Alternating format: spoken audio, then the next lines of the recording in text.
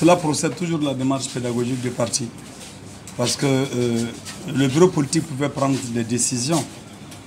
Mais il fallait d'abord comprendre la situation. Même quand on accuse des gens, il faut les appeler, il faut les écouter. Et surtout qu'ils n'ont cesse de dire ici, certains n'ont cesse de dire ici, que les structures à l'intérieur leur avaient donné ces recommandations. Il faut comprendre aussi, on a inscrit ça aussi dans le cadre de la formation politique. Parce que c'est toujours pas évident que les gens maîtrisent les textes du parti. Alors donc, nous avons discuté avec eux tous ici. Avec la coordination de Nyonon, la coordination de Koutiala. Et ce qui est apparu ici, c'est que beaucoup de gens se sont rendus compte des erreurs qu'ils ont commises dans l'appréciation des statuts et règlements, de leur rôle en tant que coordination, leur rôle en tant que section. Il faut savoir également qu'il y avait un souci. Parce que les gens estiment que le parti Sadi s'isole. Le parti Sadi s'isole. C'est une fausse campagne. C'est de l'intoxication qui a finalement pris la tête de beaucoup de personnes. Que le parti Sadi est toujours isolé. Le parti Sadi est toujours... On n'a jamais été isolé. La preuve, eux-mêmes, ils sont allés dans des alliances. La recommandation forte qu'on a faite, c'est que personne n'aille dans des alliances avec le RPM qui est effectivement au pouvoir. C'est ce que nous avons dit.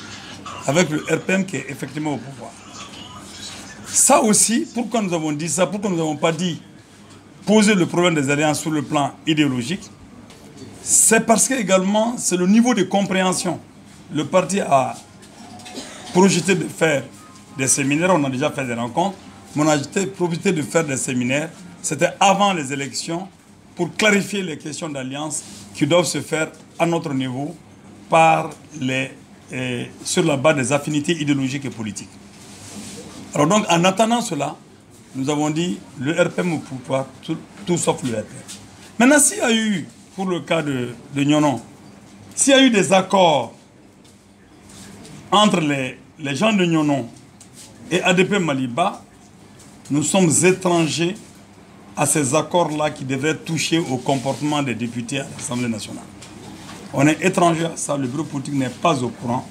Des accords n'ont jamais été saisis officiellement par la coordination de Nyonon, par la section de Nyonon, comme quoi il y a eu des accords en Nyonon, accords qui doivent déterminer notre comportement au niveau de l'hémicycle. Il n'y en a pas eu, nous sommes en méconnaissance de ces accords. Mais nous sommes au courant qu'il y a eu des accords en Nyonon de temps en temps pour la gestion de la mairie, pour etc., etc. Il y en a qui, parfois, nous les défendons, nous défaçons certains accords, on les liquide, parce que pas très conformes, mais il y a d'autres qui sont en train de se faire. Et donc, nous sommes vraiment en ignorance. Maintenant, si nous espérons que les coordinations qui sont arrivées, les coordinations de Koutiala, la coordination de Nyonon, que ces coordinations auront suffisamment de temps de réfléchir et de pouvoir faire plier certains d'entre eux ou les plier tous. Alors si cela arrivait, qu'ils acceptent, cela n'empêche pas non plus d'autres dispositions internes à prendre par rapport à de tels comportements. Parce que notre objectif, c'est que des comportements comme ça ne se multiplient pas au niveau du parti. Alors, donc si les 48 heures sont dépassées, alors nous faisons appel au règlement intérieur du parti, qui prévoit des sanctions pour de telles situations. Des sanctions qui vont donc être appliquées, et cela sans état d'âme. Voilà ce qui se passe. Alors donc, attendons donc les 48 heures pour que nous vous livrons ces sanctions, pour ne pas encore donner matière à supputation, à faire croire que nous voulons faire du chantage ou comment on appelle ça, à fouetter les égos de certains. Parce que les gens, malheureusement, notre société est ainsi faite, le monde est ainsi fait, Et les égos sont assez énormes parfois. Alors donc, pour ne pas fouetter les égos dans le mauvais sens, nous préférons vous dire clairement que nous tenons aux dispositions des statuts et règlements intérieurs du parti, qui quand même, et ça a été dit, ça a été compris, vont s'appliquer dans toute leur rigueur. Cela est clair. Mais ceci dit, je dois vous préciser une chose. Les tentatives d'acheter les députés Sadi ont été faites à la mandature passée, à la législature passée. Des partis, il y avait le RPM, il y avait l'URD, il y avait aussi, je crois qu'il y a Élément, ADP Maliba.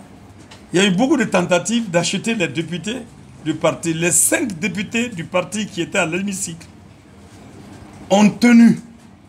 Parce qu'il y a un travail de marginalisation systématique et même d'humiliation que le RPM a essayé de nous faire subir à l'Assemblée nationale. Et quand le RPM vous fait subir cela, vous n'avez pas d'amis. Ce n'est pas l'ADEMA qui peut être recours. Ce n'est pas l'URD qui peut être recours. Tout le monde se réjouit de ce qui peut arriver au parti Sadi comme étant négatif. Amadou Araba Doumbia a été entrepris. Bafreme Sangaré a été entrepris. Nanko Amadou Désiré Mariko a été entrepris.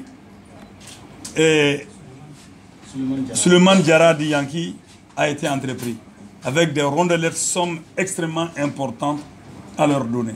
Je crois que c'est lui qui a dit que ce serait mieux qu'ils aillent tenter de me corrompre parce que c'est plus facile de moi me faire sortir du parti parce que j'ai un énorme ego que de le faire sortir lui du parti. Alors donc, voilà, donc ils ont été entrepris, tous les 5 ont été entrepris. Vous avez vu que de l'autre côté également, en 2002, nos députés ont été entrepris par Mme Oulématou Tamboura du PDS, par Amadou Silla à l'époque, par Amadou, Djibril Tangara, par Amadou Toumani Touré lui-même. Ils ont levé des délégations ici pour aller à Koutiala, pour aller acheter les députés du Sadi. Vous savez, c'est pas pour autre chose. Hein. C'est ni contre Oumar Mariko, ni contre les militants du Sadi. C'est simplement pour maintenir le peuple dans l'obscurantisme. C'est simplement pour que les intellectuels maliens, les patriotes maliens, ne comprennent pas la ligne à suivre. Parce que nous prenons tous les coups des apatrides. Nous prenons tous les coups des apatrides et on va jusqu'à instrumentaliser des gens qui pouvaient être avec nous, qui doivent être avec nous, on va jusqu'à les instrumentaliser contre nous. C'est simplement parce que ces gens-là, si vous permettez, en fait, je reviens à mon langage de formation idéologique et politique. Le Mali est dirigé par une bourgeoisie comprador pro-impérialiste. C'est-à-dire que c'est une bourgeoisie qui est là pour les intérêts du capital financier et qui vivent des intérêts du capital financier qui vit de l'exploitation féroce de notre pays et qui a pour ambition de liquider le paysanat, de liquider le monde rural, de prendre nos mines sans contrepartie. Alors donc cette bourgeoisie se sert, elle est apatride, elle est fondamentalement apatride. Elle est bureaucratique et elle est politique. Elle s'est construite au moyen de l'État. Et cette construction qu'elle fait au moyen de l'État, elle a eu son pendant de bourgeoisie qui prend l'étendard religieux pour se construire. Donc nous avons les deux faces de la bourgeoisie pro-impérialiste, comprador, apatride, politico-bureaucratique et militaire, et politico-religieuse. Et ces deux bourgeoisies se mettent ensemble. Malheureusement, il y a des gens qui étaient hier des communistes et des marxistes qui les courent après pour avoir aussi des miettes parce qu'ils sont épuisés. Le combat les a épuisés. Alors nous ne serons pas épuisés. À 90 ans, nous continuerons le combat. C'est très clair. Parce que nous avons fait un serment pour notre terre natale. Un serment pour les travailleurs. Ce serment nous tient et il a été renforcé par les morts de mars 91, qui sont sortis par notre parole. Alors nous, moi je ne regarde plus les humains, je regarde le sentiment qui me lie à ceux qui sont sortis, parce que Mariko a dit que l'école malienne va être au service de tout le peuple malien. Tant que cela n'est pas, Omar Mariko va continuer à 100 ans, 120 ans, je ne changerai pas. Ça c'est absolument clair. Maintenant, il faut tout faire pour isoler le parti Sadi. Donc ces différentes bourgeoisies, vous les appelez, vous les voyez, ils font des appels de pied à l'unité. Mais c'est absolument ces gens-là qui sont à la sorte de l'impérialisme international. Et ce sont ces gens qui instrumentalisent tout, et la presse, et les populations. Il faut même du chantage, de la spéculation sur les morts, comme ça s'est passé à Caille. Aller trouver des gens, donner de l'argent, comme ça s'est passé à Nyonon. À Nyonon, ils ont tué un jeune. Ils ont tué le policier. Ils sont en train de marchander aujourd'hui pour que les gens puissent avoir de l'argent, les moyens et oublier les morts. Pour moi, aucune fortune au monde ne peut justifier la liquidation gratuite d'un individu à avoir. Alors donc, voilà ce que je peux vous dire. Il dit qu'il est sans... Est-ce que le parti Mankoutou Machien Kaba, Harni, ni député ou Tarawal Mananyou Gain. Non, parti ça était mon film de l'an. Ante mon film, la mafia ka Mali de l'animalien de. Oh, ni pas de l'animalien, il pas de la nous ou ketchugode. Il pas de la nous ou